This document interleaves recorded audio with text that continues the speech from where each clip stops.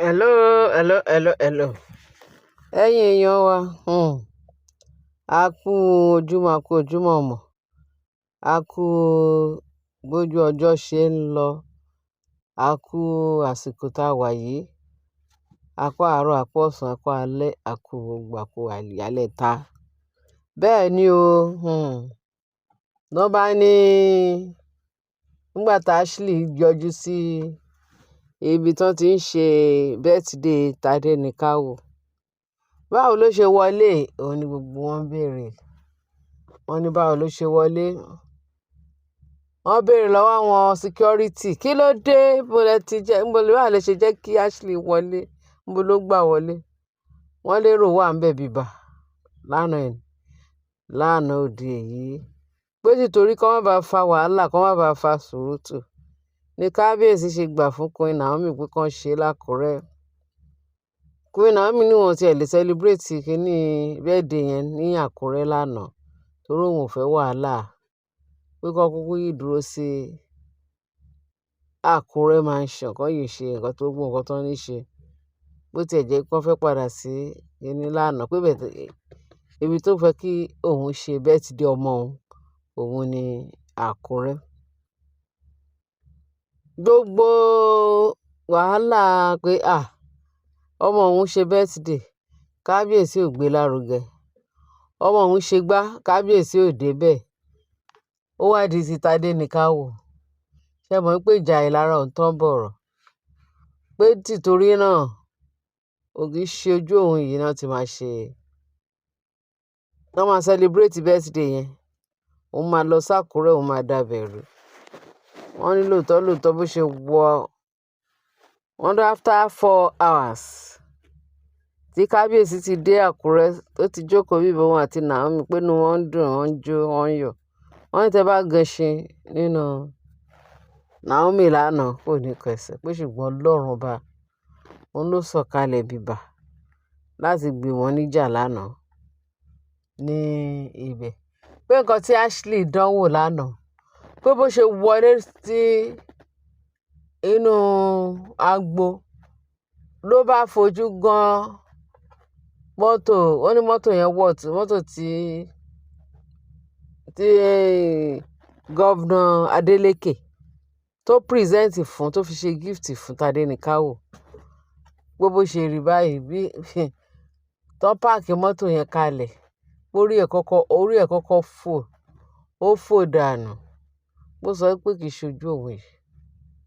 Wọ́n ní bó ṣe bẹ̀rẹ̀ sí ní da agboru, ló ṣe bí wèrè, tó ń ju ṣíà, tó ń ṣe kinní, wọ́n ní ta leléyìí, bó leléyìí ti wá. Bó ṣe wá ní, Naomi, o ò lè score free o. Ìwọ tó gbọ́kọ lọ́wọ́ òun, ó ṣe gbogbo ẹ̀, ó ṣe gbá, ọmọ ẹ̀ tó jẹ́ crown prince, wọ́n ṣe gbogbo ẹ̀, pé kì í ṣe òṣojú òun, pé ó máa dàbírú. Wọ́n ní bó ṣe bí wèrè lánàá ní èyí tó já. Ó gbọ́kọ lọ́wọ́ òun, ó gba kinní lọ́wọ́ òun. Ìwọ ṣe máa celebrate ọmọ ẹ̀. Ọmọ ẹ̀ ó tún jẹ́ crown prince. Ọmọ ẹ̀ tún jẹ́ star, ó tún gba staff kinní kan. Wọ́n tún celebrate ẹ̀. Wọ́n ní 300 million pó wọ̀ tẹ̀ yẹn ká yẹn. Allegedly nǹkan tá a gbọ́ nìyẹn. Wọ́n ní bó ṣe sọ. Wọ́n ní pàtó rí ká yẹn pé ṣe ni èṣù túbọ̀ da epo sínú iná ẹ̀, ó da petrol sínú iná Ashley. Ló ń jó láìláì. Wọ́n ní ẹṣẹ́ àmọ́ bí wèrè ṣe máa ń já. Wọ́n ní inú bí kábíyèsí lánàá pé ta ló gba ilé yìí láàyè, ta ló jẹ́ kó wọlé. Wọ́n ní àwọn security láwọn mọ̀, wọ́n bẹ̀rẹ̀ sí ní lash àwọn security, àwọn security láwọn mọ̀ kúgbà táwọn èèyàn rush wọlé tán wọlé. Ohun wọn ò mọ̀gbà tó sneak wọlé náà ni. Ẹ mọ̀ pé ó wà desperate. Ẹ tó jẹ́ pé tó bá tì mọ́ta ní ààfin tó sọ pé ó ń gba fẹ́ǹsì, ṣé yẹn lè máa sọ pé èèyàn gidi? Ṣé ẹ mọ̀ pé ó wà tó jẹ́ pé owú jíjẹ ò jẹ́ kó gbádùn ayé ẹ̀. Torí ó fi tìtorí èrú ló fẹ́ fi gbàbùkún, èrú ló fi wọnú ààfin láti wá gba ọkọ ọlọ́kọ. Ejò ejò tó lọ deceive Éfà láyé ọjọ́ òní nínú ọgbà Édẹ́nì, òun gangan l'Ashley. Irú ẹ̀ ni Ashley. Kò sí ọ̀nà tí Ashley ò lè gbà láti ba ayé ara ẹ̀ jẹ́ nítorí pé ó ń wá ìgbéga fún ọmọ ẹ̀. Ó fẹ́ kí ọmọ ìjọba. Ó fẹ́ jẹ níbi tí ò ṣiṣẹ́ sí.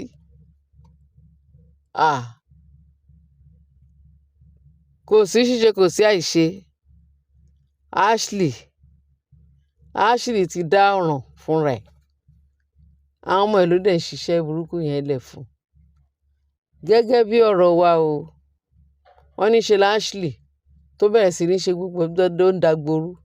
Òun ò ní gbà wọ́n ní pé bí kábíyèsí wa ní kí ni ìta léyìí mo lè ṣe pé ó yá. Wọ́n ló sọ fún àwọn ìtọ́ra ìjẹ́ pé yá ẹ bá àwọn bọ́ńdù léyìí kẹ lọ ṣùrùgùdù kẹ jù sẹ́yìn fẹ́ǹsì. Wọ́n ní bó ṣe gbé Ashley, wọ́n jù sẹ́yìn ẹ̀yìn géètì. Pé Ọlọ́run ló yọ Ashley lánàá. Pé tí ò bá jẹ́ pé títorí pé wọ́n ní pé títorí pé àánú torí pé ó ti jẹ́ ìyàwó kábíyèsí rí. Torí kábíyèsí ò tiẹ̀ ní interest sí lára. Kò sí interest mọ́ gbogbo ìtara yẹn pé kábíyèsí ti kọ̀ òun. Ó ti reject òun pátápátá. Kò síbi tí wọ́n ti máa. Tó tún ti fẹ́ recognize ẹ̀ pé ìyàwó ọba tún ni. Torí ẹ̀ ló ṣe ń ṣe gbogbo orí burúkú tó ṣe. Wọ́n ló sneak out, ó sneak wọnú ibi tí wọ́n ti ń ṣe birthday yẹn. Wọ́n náà jù dànù lánàá. Wọ́n ní wá wo ìgbé wọ́n ṣe ṣù. Wọ́n ní wọ́n ṣe ṣù bí òṣùkà. Nǹkan tójú wá lójú máa ń rí. Wọ́n ní bó ṣe jù dànù nìyẹn. Pé kì í ṣe kékeré o ní nǹkan tí Ashley tó wá dánwò lánàá. Wọ́n ní fún ọmọ yẹn ní ẹni staff authority àbí kíní yẹn. Kíní staff authority yẹn tó fún lánàá. Wọ́n tún fún ní crown prince Ilé Ifẹ̀. Kì í ṣe kíní kékeré náà fi hànà Tádéníkáwò lánàá.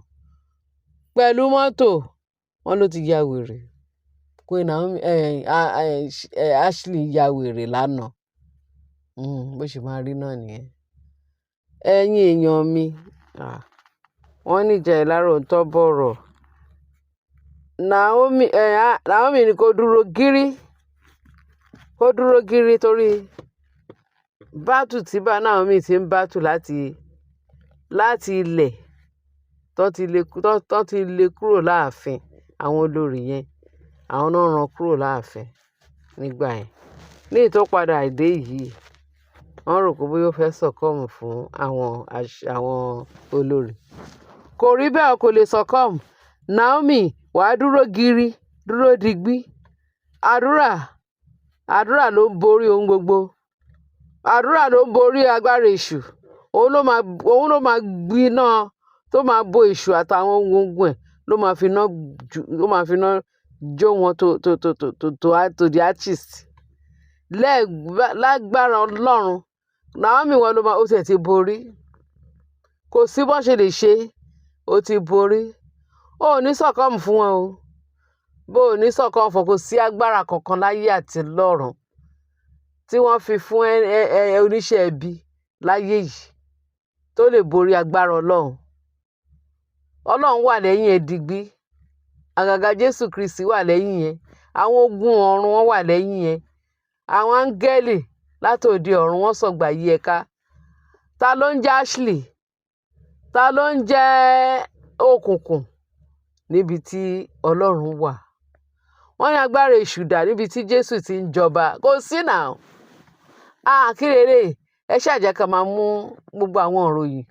Àwọn òròyìn tó jẹ́ pé tẹ́yìn náà máa gbọ́, tẹ́ máa sọ, tẹ́ máa kí Ọlọ́run pé ó káre, ó kú iṣẹ́. Ashley ti ṣí o. Pẹ̀lú ìtòtún ní everyday ló máa ń dán oríṣiríṣi àrà wò. Bẹ́ẹ̀ lọ́lọ́run ṣe máa yí mọ́lẹ̀ ni. Tó ń dán oríṣiríṣi gbogbo nǹkan tó jẹ́ pé ó lè fa wàhálà débọ̀ ọmọ ẹ̀dá. Pàápàá jùlọ pé Naomi, Ọlọ́run ni ò gbà fún ni.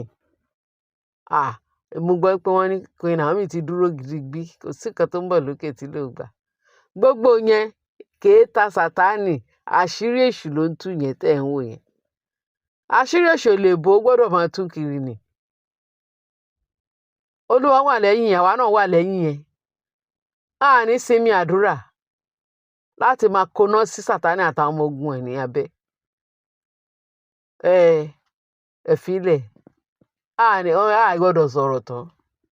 Wọ́n ní nǹkan téèyàn bá fẹ́ ṣe, torúkọ téèyàn fẹ́ sọ ọmọ ẹ̀ wà nú ẹ̀. Bẹ́ẹ̀ ni. Ọlọ́run tún kọ́ńkà ẹ̀ lánàá. Torí a máa ń sọ pé ṣé nílùú yìí àbí ìlú bòmíì? Ṣé ní ayé yìí tá a wà yìí ni àbí ayé ibòmíì àbí ìtàn ayé àtijọ́? Ní gbogbo nǹkan tó ń ṣẹlẹ̀ láàfin, lójúkorojú leléyìí o. Ó dìgbà náà nà. Ẹ̀yin èèyàn mi, ẹ ṣé gan bẹ́ẹ̀ ṣe ń tẹ́tí sí wa. Ẹ ṣé bẹ́ẹ̀ ṣe ń tẹ́tí sí wa.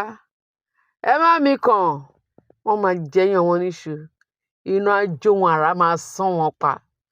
Ní títa lé ní káwò ṣe 50th birthday yìí, 50 years birthday lágbára Ọlọ́run. A ṣe 100 o, lágbára Kristi, a ṣe 150. Tí Jésù bá fa bíbọ̀ ẹ̀ sẹ́yìn, ìgbàkígbà tó bá ń hun Ọlọ́run láti sọ pé ìbùkún ọmọ yìí òun àti ẹ̀ lọ́jọ́ máa fa ìbùkún yìí lónírabìdùgbà tó bá ń hun Ọlọ́run lè ṣe. Tó bá ń hun Tádéníkáwò ló máa sọ pé Baba God, tẹ́ ṣe fún mi náà, mo dúpẹ́, ó ti tó. Ẹ jẹ́ kí n máa bọ̀ lọ. So shall it be fọmọ yẹn lágbára Kristi fún Tádéníkáwò àti ìyá ẹ̀. Wọ́n ò ní rí ìbànújẹ́ lórí ọmọ yẹn o. Lórúkọ Jésù àti Queen Naomi àti kábíyèsí àti ọ̀hún àti gbogbo àwọn ọmọ yẹn. Agbára Jésù Kristi Olúwa wa. Ẹ ṣé gan ẹ̀yin èèyàn wa. A ní fìtì torí àwíjàre kí tọ́tọ́ lẹ́nu. Ẹ ṣé gan bẹ́ẹ̀ ṣe ń tẹ́tí sí wa. Ààbò Ọlọ́run yóò dájú lórí gbogbo wa. Jésù Olúwa wa, àmín. Ẹ bá mi share, kẹ́ bá mi like, kẹ́ bá mi subscribe. Ẹ ṣé gan bẹ́ẹ̀ ṣe ń tẹ́tí sí wa. Ààbò Ọlọ́run yóò dájú lórí wa. Jésù Olúwa wa, àmín. Ẹ bá ṣe comment. Ògo ni forúkọ Ọlọ́run lókè ọ. Jésù Kristi Olúwa wa, àmín. Bye.